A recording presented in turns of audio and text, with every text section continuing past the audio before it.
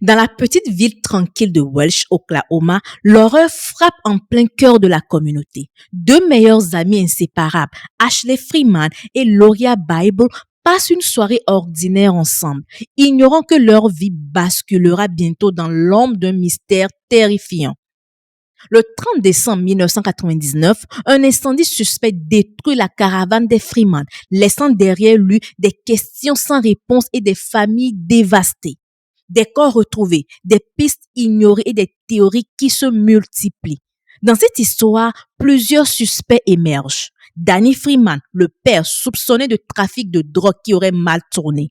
La police accusée d'avoir bâclé l'enquête en raison de leur mésentente avec les Freeman. Et même les filles, Ashley et Loria, sont suspectées. Que s'est-il vraiment passé ce jour-là? Voici l'histoire de la disparition de Ashley Freeman et Loria Bible.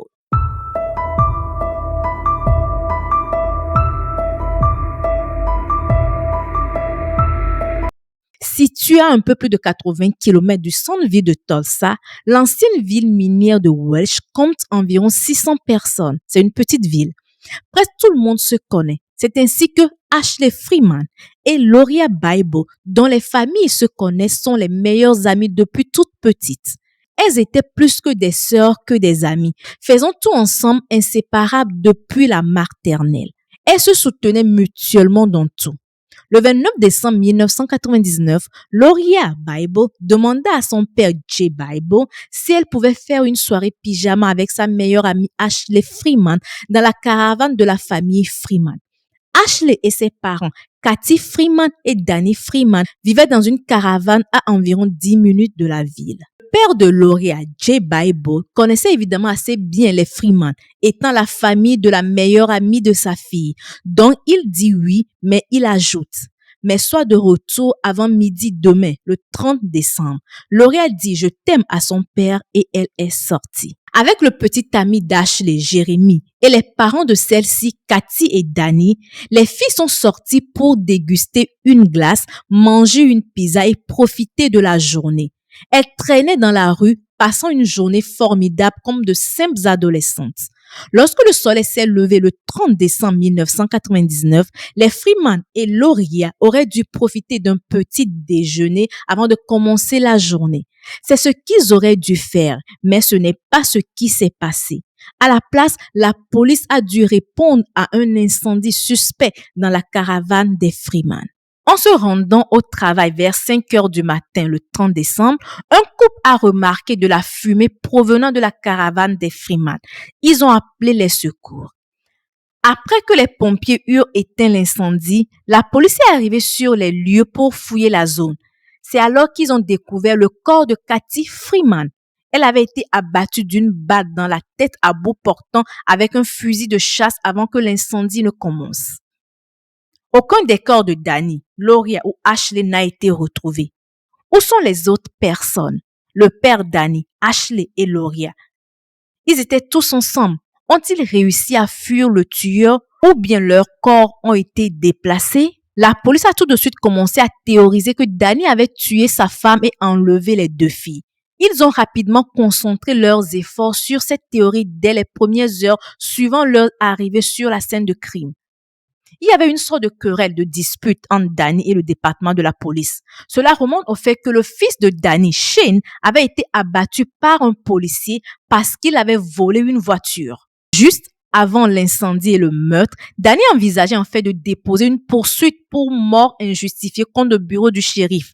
Danny avait même dit à son frère Dwayne que si quelque chose lui arrivait, il devait enquêter du côté du bureau du shérif car il pensait qu'ils essayaient de l'intimider. Selon Dwayne, le département du shérif aurait dit à Danny qu'il pouvait faire ce qu'il voulait de lui et qu'il ne pouvait rien faire à ce sujet. Donc la police avait une dent contre Danny. Mais leur théorie ne tient pas longtemps. Dans le désir de retrouver sa fille, le père de Loria, Jay Bible, est retourné sur les lieux de l'incendie et s'est lui-même mis à fouiller l'endroit pour voir s'il pouvait trouver quelque chose qui aiderait à l'enquête. Tenez-vous bien, lorsqu'il a fouillé la maison des Freeman, après que la police ait terminé son travail, le père de Loria, Jay Bible, a découvert un deuxième corps. Comment la police a-t-elle pu ne pas voir un deuxième corps sur la scène de crime? C'est très étrange. Est-ce parce qu'il voulait incriminer Danny qu'il est poursuivi en justice pour le meurtre de son fils? Ou peut-être ont-ils même quelque chose à voir avec ce qui s'est passé avec la famille Freeman? Lorsque le père de Laurie a appelé la police était énervée car cela remettait en question leurs compétences et cela pouvait les incriminer. Quand ils sont arrivés sur les lieux du crime, ils ont de nouveau demandé au père de Laurie de quitter les lieux, mais il a refusé. Il leur a dit, je vais rester ici, je vais vous voir fouiller les lieux de fond en comble pour être sûr que le corps de ma fille n'y est pas. Ils ont fouillé à nouveau l'endroit, mais le corps des filles n'y était pas. La police n'a rien trouvé. Donc, nous nous retrouvons avec les 2 parents assassinés, mais on ne sait toujours pas où se trouvent les filles. Il y a eu plusieurs théories qui se sont formées dans cette histoire, dans cette affaire. La première théorie est que le département du shérif avait quelque chose à voir avec cette affaire. Comme l'a dit le frère de Danny, ils essayaient réellement de l'intimider. Ils lui ont dit qu'il pouvait faire ce qu'il voulait de lui et de sa famille et qu'il ne pouvait rien y faire. Juste quelques jours avant d'être assassiné, Danny envisageait de poursuivre le département du shérif pour la mort de son fils. Ils l'ont accusé. Ils n'ont même pas retrouvé son corps lors de leur recherche. Pourtant, Jay Bible l'a retrouvé après son arrivée sur les lieux et ils n'ont même pas pris la peine de suivre d'autres pistes que celle selon laquelle Danny était responsable. C'était comme s'ils voulaient l'incriminer coûte que coûte. Ils voulaient impliquer Danny coûte que coûte. Il y a certaines choses que moi je trouve qui ne collent pas vraiment avec cette théorie. Parce que si c'est la police qui est vraiment responsable, pourquoi la police aurait-elle enlevé Ashley et Loria? On pourrait argumenter en disant que les filles ont peut-être vu le tueur, ce qui expliquerait pourquoi elles ont été enlevées. Mais le département de la police ne va pas les cacher toute leur vie. On dit peut-être ce n'est pas la police, mais puisque la police avait déjà une dent contre Danny, ils ne sont pas dans la peine de voir d'autres preuves. On juste dit, ce type, on ne l'aime pas, on le déteste, donc on va tout lui coller au dos. C'est ça qu'ils n'ont pas pris la peine de chercher son corps, de se demander si peut-être lui aussi il était mort ou pas. Ils ont directement dit que c'était lui le coupable, sans preuve. Une autre théorie est que c'est un trafic de drogue qui a mal tourné. Ce qui a été évoqué est que Danny était un petit trafiquant de drogue et c'était en gros une affaire de drogue qui avait mal tourné. Mais encore une fois, cette théorie ne tient pas debout. Comme l'a dit Jim Hyman du département du shérif, la dernière chose que quelqu'un qui vient pour tuer des gens à cause d'une affaire de drogue qui a mal tourné voudrait faire, c'est de prendre ces 2 filles. Cela n'a pas de sens qu'il veuille les kidnapper, à moins qu'il ait décidé de prendre ces filles et de les trafiquer sexuellement. Ça serait la seule raison. Parce que si c'est une affaire de drogue qui a mal tourné, que les filles ont été témoins du meurtre des adultes, pourquoi ils ne les ont pas tuées elles aussi? Où est leur corps? Et cette théorie de trafic de drogue a persisté pendant longtemps jusqu'en 2018. La dernière théorie est que Ashley Freeman a en réalité commis ces meurtres, tué ses propres parents puis s'est enfui avec Loria Bible. Apparemment, au moment des meurtres et des disparitions, Ashley et son père ne s'entendaient pas du tout et cela durait depuis un moment. Cela causait apparemment beaucoup de conflits dans la famille. Mais encore une fois, cette théorie n'a pas de sens. D'abord, Laurie a laissé son sac à main avec de l'argent dedans. Si vous fuyez, vous prenez votre argent avec vous. Mais elle a abandonné son sac qu'on a retrouvé sur les lieux de l'incendie, son sac à main avec de l'argent dedans. Deuxièmement, comment ces filles auraient-elles pu survécu sans rien, sans argent pour acheter de la nourriture ou comment auraient-elles pu quitter le pays sans voiture, sans permis de conduire? Elles n'avaient rien pour pouvoir fuir, pas d'argent, nulle part où aller. Cela n'a tout simplement aucun sens. Cela semble être une tâche extrêmement difficile pour 2 filles de 16 ans de disparaître complètement, de cacher toutes les preuves du meurtre de leurs parents, des parents d'Ashley, en allumant un feu. En cachant l'arme, comment aurait-elle pu même obtenir l'arme?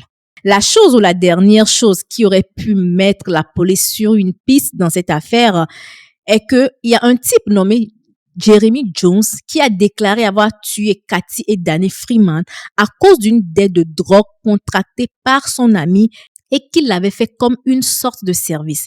Il dit ensuite avoir emmené les filles au Kansas, les avoir abattues chacune avec une balle dans la tête, puis les avoir jetées dans une mine abandonnée. Mais lorsque les enquêteurs sont allés voir la mine qu'il avait mentionnée, aucun corps n'a été retrouvé. Les enquêteurs pensent donc que cet homme mentait, car il a finalement rétracté sa déclaration et il a dit qu'il ne les avait pas tués, qu'il avait seulement dit cela pour obtenir de la meilleure nourriture et plus de privilèges téléphoniques. Comme je vous l'avais dit plus haut, la théorie du trafic de drogue a persisté pendant longtemps.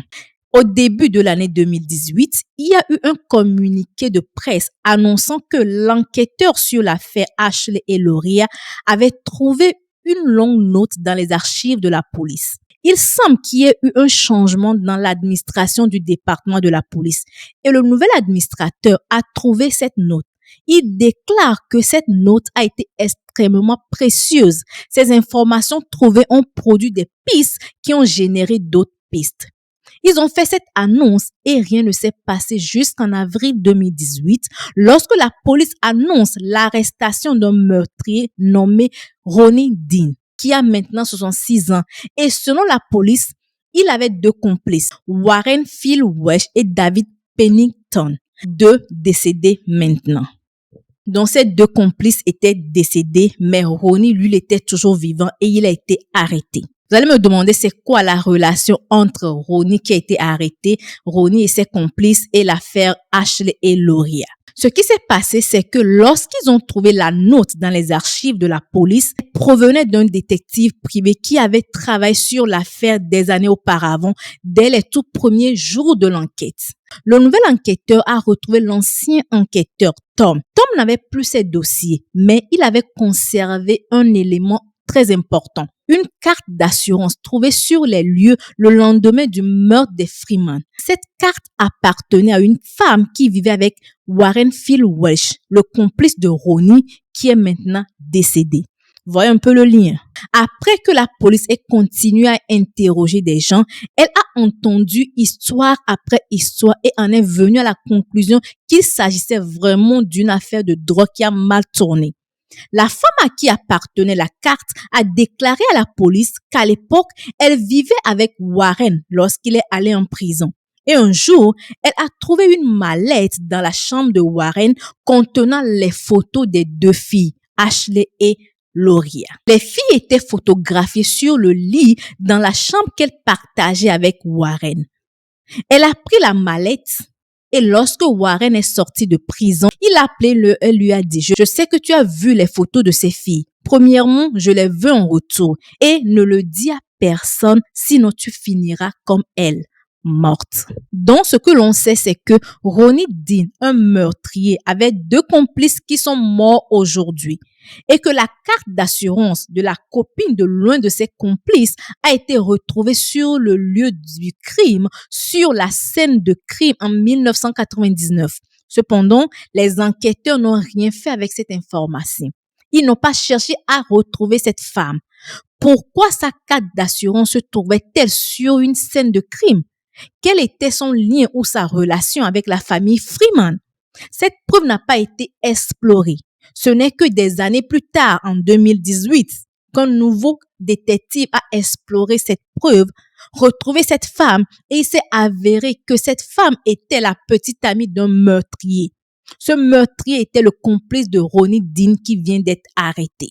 Cette affaire a vraiment été bâclée par la police. Pourquoi? Peut-être à cause de leur conflit avec Danny, puisqu'il les poursuivait en justice pour le meurtre de son fils. Peut-être que la police savait que Danny était trafiquant et ils se sont dit qu'il avait eu ce qu'il méritait. Mais et les jeunes filles? Elles ne sont pas responsables.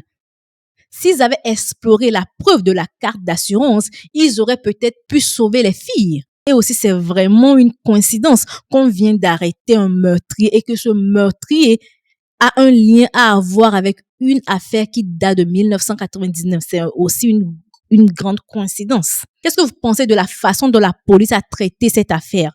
Est-ce que vous pensez que la police a vraiment une dent contre Danny? C'est pour ça qu'ils ont bâclé l'affaire?